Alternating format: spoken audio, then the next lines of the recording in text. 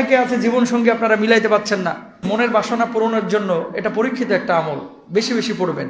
সূর্যটা যখন লাল হয়ে থাকে শাহাদাত আঙ্গুলটাকে আকাশের দিকে এইভাবে উঠাবেন, এইভাবে উঠা কয়বার বলবেন? 7 বার। জোরে বলেন কয়বার? ফলাফল পাবেন ইনশাআল্লাহ তাআলা। 2-3 মিনিটে আমলটা বলে আলোচনা শেষ করে দেব। দেখেন বিয়ে শাদী এটা আল্লাহর পক্ষ থেকে হয়। কার পক্ষ থেকে?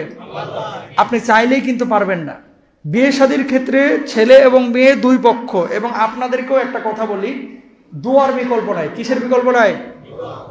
সম্পদ অবশ্যই দেখবেন, কিন্তু সবসময় সম্পদ কিন্তু সুখী করে না মানুষকে।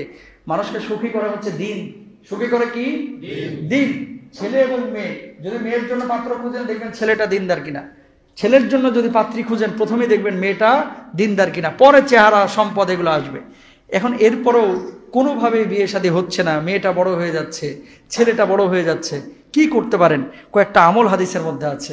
দেখেন মনের আশা পূরণের জন্য প্রথম যে কাজ, যে কোনো জিনিস, আপনার চাকরি হচ্ছে না, ব্যবসা বাণিজ্য উন্নতি হচ্ছে না, 1 নম্বর উপকারী আমল হচ্ছে ইস্তেগফার বাড়ায় দেন। সুবহানাল্লাহ। ইস্তেগফার কি করবেন? ইস্তেগফার মানে কি? আস্তাগফিরুল্লাহ, আস্তাগফিরুল্লাহ, আস্তাগফিরুল্লাহ। এটা বেশি বেশি পড়বেন। যার মুখে ইস্তেগফার যত বেশি, তার জীবনের সংকট তত কম। সুবহানাল্লাহ। 1 নম্বর, এটা পরীক্ষিত আমল। তাহলে বিয়ে শাদী না হলে ইস্তেগফারে আমল করেন। 2 নম্বর, আস্তাগফিরুল্লাহ আল্লাযী লা ইলাহা ইল্লা হুয়াল হাইয়ুল কাইয়্যুম আতুবু ইলাইহি, এটা করবেন ইনশাআল্লাহ। 3 নম্বর, সূরা ইয়াসিন মনের বাসনা পূরণের জন্য এটা পরীক্ষিত একটা আমল, বেশি বেশি পড়বেন।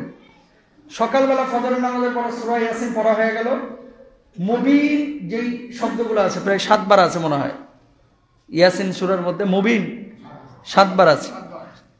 শাহাদাত আঙ্গুলটাকে এভাবে তুলবেন। যদি বলেন যে রাসূল সাল্লাল্লাহু আলাইহি ওয়াসাল্লাম নিজে বলেছেন এই কথা, না, আল্লাহর নবী বলে নাই, কিন্তু যারা আমলটা করে ফলাফল পেয়েছে তাদের ভাষ্য। সূর্য উঠে কোন দিকে? পূর্ব দিকে না? পশ্চিম দিকে সূর্যটা উঠে না, সকালবেলা উঠে পূর্ব দিকে। সূর্যটা যখন লাল হয়ে থাকে শাহাদাত আঙ্গুলটাকে আকাশের দিকে এইভাবে উঠাবেন, এইভাবে উঠে আশহাদু আল্লা ইলাহা ইল্লাল্লাহ ওয়াহদাহু লা শারীকা লাহু লাহুল মুলকু ওয়া লাহুল হামদ ওয়া হুয়া আলা কুল্লি শাইইন কাদির। কয়বার বলবেন? 7 বার। জোরে বলেন কয়বার? 7 বার। ফলাফল পাবেন ইনশাআল্লাহ তাআলা। এরপরে যেটা করবেন, নবী আম্বিয়া আলাইহিমুস সালাতু ওয়াস সালাম নিজেরাও দোয়া করেছেন। সূরা দোহা সহ সূরা কাসাসের যে আয়াতটা রয়েছে, ফাসাকালাহুমা সুম্মা তাওয়াল্লা ইলা যিল্লি ফাকালা রাব্বি ইন্নী লিমা আনজালতু ইলাইয়া মিন খায়রিন ফাকির, এটাও করবেন। মুসা আলাইহিস সালাতু ওয়াস সালাম যখন একাকী এবং বিষণ্ণতা অনুভব করতেন, এই আয়াতটা মুসা নবী বেশি করতেন। এই আয়াতটা বেশি বেশি কে পড়তেন? মুসা আলাইহিস সালাতু ওয়াস সালাম। এটা পারলে দিনে 100 বার করে পড়বেন ইনশাআল্লাহ। সূরা তাওবার একটা আয়াত রয়েছে, ফাইন তাওয়াল্লাহু ফাকুল হাসবিয়াল্লাহু লা ইলাহা ইল্লা হুয়া আলাইহি তাওয়াক্কালতু ওয়া হুয়া রাব্বুল আরশিল আযীম।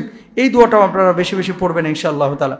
রব্বি ইন্নী লিমা আনজালতা ইলাইয়া মিন খায়রিন ফাকির, সূরা কাসাসের 24 নম্বর আয়াত, এটা পড়বেন। কখন? নামাজের পরে 5 বার হোক 7 বার হোক বলার চেষ্টা করবেন ইনশাআল্লাহ। রব্বানা হাবলানা মিন আজওয়াজিনা ওয়া যুররিয়াতিনা কুররাতা আয়ুন ওয়াজআলনা লিল মুত্তাকিনা ইমামা। 5 ওয়াক্ত নামাজের পর আল্লাহকে বারবার বলবেন আর এইভাবে দোয়া করবেন খুব মনোযোগের সাথে। ইনশাআল্লাহ দ্রুত বিয়ে শাদীর জন্য সুপাত্র এবং সুপাত্রীর ব্যবস্থা আল্লাহ তাআলা ব্যবস্থা করে দেবেন। এবং যুবকদেরকেও বলি, অনেকে আপনারা চেষ্টা করছেন বিয়ে শাদী করতে কিন্তু পারতেছেন না, মা বোনদের কাছে মেসেজগুলো পৌঁছে দেবেন। আল্লাহ বুঝার তৌফিক দান করুন, বলুন আমিন।